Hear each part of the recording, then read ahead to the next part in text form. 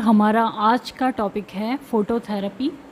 इससे पहले भी आप इस चैनल पे फ़ोटोथेरेपी के नोट्स देख चुके हैं, लेकिन वो एक शॉर्ट वीडियो था और उसका जो स्क्रीन था वो मूविंग भी था। तो इसलिए मैं यहाँ पर आज वापस से फ़ोटोथेरेपी को थोड़ा डिटेल में नोट्स बना रही हूँ, वीडियो बना रही हूँ। तो आज यहाँ जानेंगे हम फ़ोटोथेरेपी के बारे में।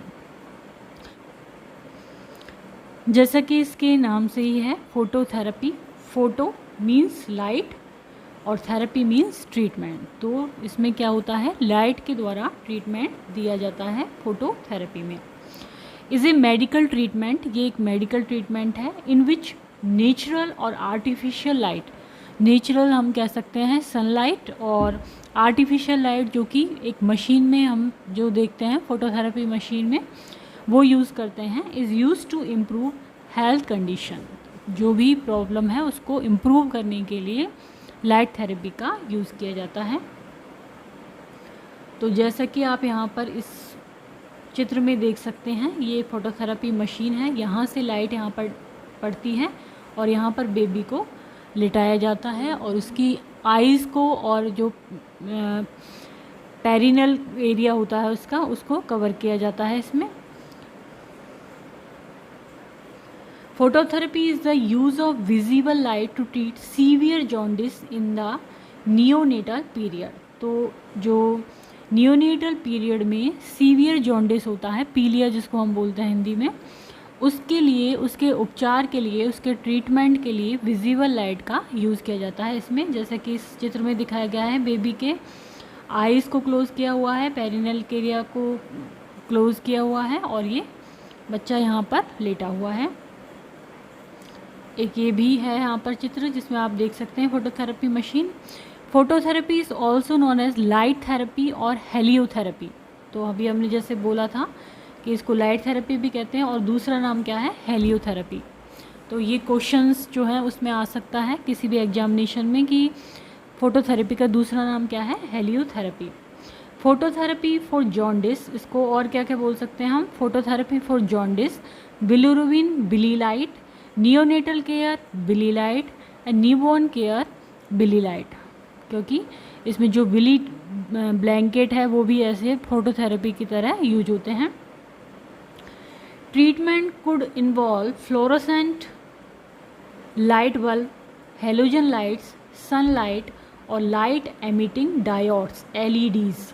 तो इसमें क्या क्या किस तरह की लाइट इन्वॉल्व होती हैं, fluorescent light bulb, halogen light, sunlight और लाइट एमिटिंग डायोड्स या LEDs. Phototherapy decreases bilirubin level and the risk of bilirubin toxicity. ये क्या करता है, बिलिरुबिन लेवल जो कि अनकॉन्जुगेटेड होता है उसको ये कम कर देता है और इसकी वजह से जो बिलिरुबिन टॉक्सिसिटी होती है उसके रिस्कों को भी ये कम कर देता है।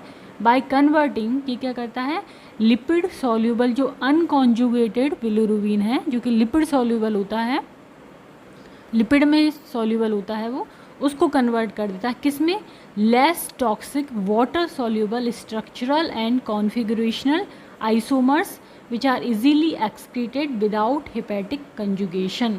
तो उसको कंजुगेटेड बिलिरुबिन में ये क्या कर देता है, बदल देता है और वो क्या होता है, लेस टॉक्सिक होता है, कम नुकसान करता है और वो वाटर सॉल्यूबल होता है और वो इजीली जो यूरिन है उसके द्वारा बाहर पास हो जाता है। तो इस तरह से फोटोथेरेपी का ये काम होता है। Treatment with phototherapy is implemented in order to prevent the neurotoxic effect of high serum unconjugated bilirubin. जो ऑन कॉन्जुगेटेड बिलिरुबिन होता है उसका क्या है, हाई टॉक्सिक इफेक्ट होता है और वो किस पे इफेक्ट डालता है, न्यूरो पे, नर्वस सिस्टम जो होता है न्यूरोटॉक्सिक इफेक्ट डालता है वो, इसलिए फोटोथेरेपी दी जाती है जिससे कि उस अनकॉन्जुगेटेड बिलिरुबिन को वाटर सॉल्यूबल बिलिरुबिन में कन्वर्ट किया जाए और उसको शरीर से बाहर निकाला जाए। तो इसी तरह से फोटोथेरेपी में ये काम होता है। अब जो मॉडर्न फोटोथेरेपी है ये बिगिन हुई थी, कब शुरुआत हुई थी इसकी, नील्स रेबर्ग फिनसेन ने, इन्होंने शुरुआत करी थी इसकी। Use sunlight and ultraviolet light to treat lupus vulgaris, जो कि एक क्या है, स्किन डिजीज़ है एक तरह से, उसके लिए इन्होंने यूवी लाइट और सनलाइट का यूज़ किया था। A type of tuberculosis that affect the skin, ये क्या होता है, ल्यूपस वल्गैरिस एक तरह का ट्यूबरक्लोसिस होता है जो कि स्किन को अफेक्ट करता है। तो इन्होंने इसमें फोटोथेरेपी का यूज़ किया था। Then phototherapy is a safe, effective method for decreasing or preventing the rise of serum unconjugated bilirubin level and reduce the need for exchange transfusion in neonate। तो जब जॉन्डिस की कंडीशन में unconjugated bilirubin बन रहा है तो उस condition में एक ऐसी कंडीशन भी आती है जबकि एक्सचेंज ट्रांसफ्यूजन की ज़रूरत पड़ती है बच्चे को, लेकिन फोटोथेरेपी इस कंडीशन को आने नहीं देती है। During phototherapy neonates require ongoing monitoring of, तो जो फोटोथेरेपी होती है उसके दौरान किस किस चीज़ की मॉनिटरिंग करते हैं, एडिक्वेसी ऑफ हाइड्रेशन, की हाइड्रेशन मेंटेन है या नहीं है, यूरिन आउटपुट के द्वारा करते हैं इसको, और न्यूट्रिशन को कैसे देखा जाता है, वेट गेन के अकॉर्डिंग, यदि वेट गेन हो रहा है तो मतलब उसका प्रॉपर न्यूट्रिशन है। देन टेम्परेचर, क्योंकि लाइट होती है तो टेम्परेचर बढ़ सकता है बच्चे का। Then clinical improvement in jaundice, देखते हैं कि जॉन्डिस में इम्प्रूवमेंट हो रहा है कि नहीं हो रहा है, इसके लिए क्या करते हैं, सीरम बिलिरुबिन लेवल करवाते हैं या टोटल सीरम बिलिरुबिन लेवल करवाते हैं। Potential sign of bilirubin encephalopathy के कोई साइन तो नहीं दिख रहे हैं, तो ये सब चीज़ हमें मॉनिटर करनी होती है। एक बार वापस से देखते हैं, adequacy of hydration and nutrition, temperature, clinical improvement in jaundice, TSB और SBR level, potential sign of bilirubin encephalopathy. Then आता है टाइप ऑफ फोटोथेरेपी, तो फोटोथेरेपी जो है वो स्किन डिजीज में भी दी जाती है। तो इसमें main type, there are 3 main type of light therapy use for skin disorder के लिए, तो ये है broad band UVB, narrow band UVB और प्यूवा। तो इनको यूज़ किया जाता है स्किन डिजीज में। तो ये अभी हमारे काम का नहीं है, क्योंकि यहाँ पर जो हम फोटोथेरेपी पढ़ रहे हैं वो रिलेटेड टू पढ़ रहे हैं हम jaundice. Phototherapy is the mainstay of medical therapy for severe unconjugated hyperbilirubinaemia. कितने टाइम के लिए, how long is phototherapy usually needed, कितने टाइम के लिए ज़रूरत पड़ती है। There are no specific guideline for when to discontinue phototherapy, तो इसके लिए कोई स्पेसिफिक गाइडलाइन बनी हुई नहीं है कि कब उसको स्टॉप कर दिया जाए या डिसकंटिन्यू कर दिया जाए। Evidence of haemolysis and age of infant will impact the duration, तो ये देखा जाता है कहीं हीमोलाइसिस तो नहीं हो रहा है, या इन्फेंट की जो एज क्या है वो डिपेंड करता है कि ड्यूरेशन फोटोथेरेपी का कितना होगा। In some cases phototherapy will only be needed for 24 hour और लेस, किन्हीं केसों में 24 घंटे या उससे भी कम की फोटोथेरेपी की ज़रूरत पड़ती है। इन सम केसेस, कुछ केस में it may be require for 5 to 7 days, 5 से 7 दिन भी ज़रूरत पड़ सकती है। द आप गाइडलाइंस सजेस्ट, AAP गाइडलाइन जो है वो suggest an infant readmitted for hyperbilirubinaemia with a level of 18 milligram per deciliter or more should have a level of 13 to 14 milligram per deciliter in order to discontinue phototherapy। तो ये AAP की guideline के according है कि जब hyper बिलिरुबिनिमिया हुआ है बच्चे को, तो जो 18 मिलीग्राम पर डेसीलीटर का लेवल है वो किस पे आ जाए, 13 to 14, तो डिसकंटिन्यू कर सकते हैं। ये है AAP गाइडलाइन के according. In general, serum bilirubin levels should show a significant decrease before the light are turned off। तो सबसे जो इम्पॉर्टेंट वो ये होता है कि जो बिलिरुबिन है उसमें सीरम बिलिरुबिन लेवल के में सिग्निफिकेंट कमी हो तो हम ऐसा कर सकते हैं, और ये डॉक्टर इसका डिसीजन लेते हैं कि किस तरह से करना है। Babies usually need phototherapy for about 24 hour के लिए ज़रूरत होती है ज़्यादातर। It will be stop once your baby's bilirubin level is within a safe range. Then contraindication क्या होती है, फोटोथेरेपी किन कंडीशन में हम नहीं करते हैं। तो कॉन्ट्रा इंडिकेशन है कॉन्जुगेटेड हाइपर बिलिरुबिनिमिया, जब कॉन्जुगेटेड बिलिरुबिन की मात्रा बढ़ रही है तो उस कंडीशन में हम नहीं करते हैं। किस में करते हैं हम, अनकॉन्जुगेटेड हाइपर बिलिरुबिनिमिया में करते हैं। Then risk of bronze baby syndrome, phototherapy से ब्रॉन्ज बेबी सिंड्रोम हो सकता है, तो इसलिए जो ब्रॉन्ज बेबी सिंड्रोम की कंडीशन में यदि है बच्चा तो उसको भी हम नहीं देते हैं। लूज स्टूल हो रहा है, फोटोथेरेपी से स्टूल हो सकते हैं लूज स्टूल, तो पहले से उसको लूज स्टूल होते हैं तो ये कॉन्ट्राइंडिकेशन है। स्किन रैश हो रहे हैं, ओवर हीटिंग है, तो डिहाइड्रेशन हुआ है बच्चों को तो नहीं देना चाहिए। इनसेंसिबल वाटर लॉस हो रहा है उसको तो भी फोटोथेरेपी नहीं देते हैं। डायरिया हो रहा है या इलेक्ट्रोलाइट डिस्टर्बेंस हो रहा है, हाइपोनेट्रीमिया सोडियम की कमी, हाइपोकैलेमिया पोटेशियम की कमी हो रही है तो उस कंडीशन में भी नहीं देते हैं। Chilling from exposure of infant से चिलिंग हो रही है उसको तो भी नहीं देते हैं। ब्रॉन्ज बेबी सिंड्रोम में डार्क ग्रेइश ब्राउन डिस्कलरेशन हो रहा है यदि स्किन का, डार्क ग्रेइश ब्राउन डिस्कलरेशन में भी नहीं देते हैं। देन एसोसिएटेड विद कंजुगेटेड हाइपरबिलिरुबिनिया में भी नहीं देते हैं हम। ये सारी कंडीशन है कॉन्ट्राइंडिकेशन ऑफ फोटोथेरेपी। तो एक बार वापस से देखते हैं। Conjugated hyperbilirubinaemia, risk of bronze baby syndrome, loose stool, skin rash, overheating, dehydration, insensible water loss, diarrhoea, electrolyte disturbance, hyponatraemia, hypokalaemia, chilling from exposure of infant, bronze baby syndrome, dark grayish brown discoloration of skin, then associated with conjugated hyperbilirubinemia. Then potential complication क्या क्या हो सकती हैं, over heating हो सकती है, इसके लिए हमें नियोनेट का मॉनिटर करना है टेम्परेचर। वाटर लॉस हो सकता है तो इसके लिए हमें increase peripheral flow and diarrhoea यदि प्रेजेंट है तो वाटर लॉस हो सकता है। Diarrhoea from intestinal hyper motility हो जाती है, इंटेस्टाइनल की जो मोटिलिटी है वो ज़्यादा हो जाती है, उससे डायरिया हो सकता है। प्री टर्म इन्फेंट में इलियस, रैश हो सकते हैं, रेटाइनल डैमेज हो सकता है यदि आइज़ ओपन हो गई हैं तो। Bronzing of neonates with conjugated hyperbilirubinaemia, temporary lactose intolerance हो सकता है।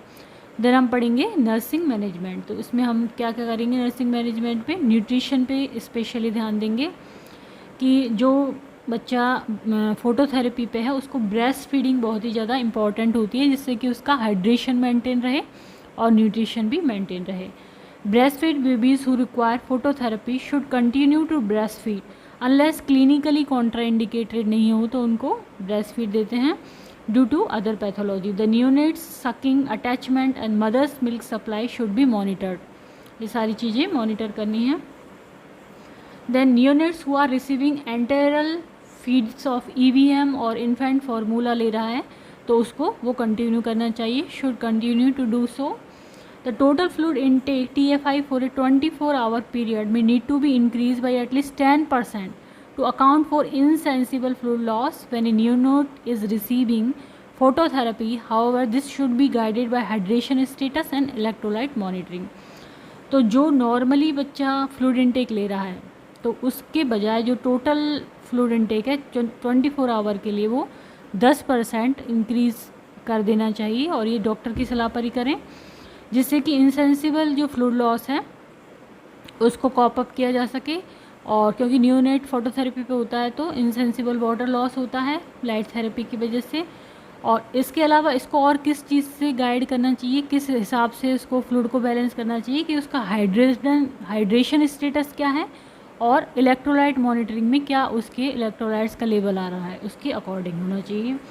Parental nutrition and IV fluid should continue as ordered and may also need to increase by 10% to account for insensible fluid loss. तो जो IV fluid चल रहे हैं वो भी कंटिन्यू होने चाहिए उसके और वही उसमें 10% फ्लूइड जो भी है इंक्रीज होना चाहिए इनसेंसिबल फ्लूइड लॉस को ध्यान में रखते हुए। देन स्पेशली क्या क्या कंसिडरेशन होती हैं फोटोथेरेपी के दौरान, neonate should be nurse naked apart from A nappy under phototherapy. Nappy के अलावा और जो आइज़ हैं वो क्लोज होनी चाहिए and will need to be nursed in isolate to maintain an appropriate neutral thermal environment होना चाहिए उसका। Expose as much of the skin surface as possible to the phototherapy light। ज़्यादा से ज़्यादा स्किन सरफेस जो है वो ओपन होनी चाहिए जिससे कि फ़ोटोथेरेपी इफ़ेक्टिव रूप से दी जा सके। To maximise skin exposure dress the baby in a nappy and their protective eye cover only, केवल आइज़ पे और नेपी होनी चाहिए उसके। Ensure eye covers are removed 4 to 6 hourly for eye care during infant care or feeding। तो जब उसको breast feeding के लिए मदर के पास बाहर निकालते हैं फोटोथेरेपी मशीन से तो 4 से 6 घंटे बाद में उसकी क्या करते हैं आई केयर करते हैं। ड्यूरिंग इन्फेंट केयर कर रहे हैं या फीडिंग दे रहे हैं उस टाइम पे। Observe for discharge, infection, damage and document any changes. तो उस बच्चे को फीडिंग के दौरान ये देखते हैं कि कोई डिस्चार्ज तो नहीं आ रहे हैं उसके शरीर से, इन्फेक्शन तो नहीं है, कोई डैमेज तो नहीं हुआ है, और उसको यदि कुछ हुआ है तो उसको डॉक्यूमेंट करें। Daily fluid requirement should be reviewed and individualised for a gestational and postnatal age. Daily fluid requirement का जो भी उसकी जेस्टेशनल एज है या पोस्ट नेटल एज है उसके अनुसार उसको मेंटेन करें। Maintain a strict fluid balance chart, पूरा एक फ्लूइड बैलेंस चार्ट बनाएं। Breast feed may need to be limited to 20 minute if bilirubin level is high to minimise amount of time out of the light. तो bilirubin level यदि उसका ज़्यादा है तो उसको ब्रेस्ट फीडिंग के टाइम को लिमिट करें। ये नहीं कि फोटोथेरेपी पे से ज़्यादा देर के लिए बच्चे को बाहर नहीं रखना है। Monitor vital science and temperature at least 4 hourly, more often if needed. जो वाइटल साइंस है और टेम्परेचर हर 4 घंटे में चेक करें, और उससे भी यदि ज़्यादा बार किया जा सकता है तो वो भी ज़रूरत है यदि तो वो करें। Cover lipid line with light resistant से लिपिड लाइन को कवर करें। Reflective tape to avoid peroxidation. जो रिफ्लेक्टिव टेप हैं उनका यूज़ करें किसके लिए? पेरोक्सीडेशन को अवॉइड करने के लिए। Ensure that phototherapy unit is turn off during collection of blood for TSB और SBR लेवल। जब बिलिरुबिन लेवल का टेस्ट किया जाता है तो उस वक्त जो फोटोथेरेपी है उसको टर्न ऑफ कर दें। As both conjugated and unconjugated bilirubin are photo oxidised when expose to white or ultraviolet light. तो यदि हम ऑन रखेंगे तो क्या होगा? कॉन्जुगेटेड और अनकॉन्जुगेटेड दोनों जो हैं वो फोटो ऑक्सीडाइज हो जाएंगे जो उसका ब्लड लेवल लेंगे, तो इसीलिए इनको टर्न ऑफ करें। Observe for sign of potential side effect तो नहीं हो रहा है कोई, उसके लिए उसको ऑब्जर्व करें।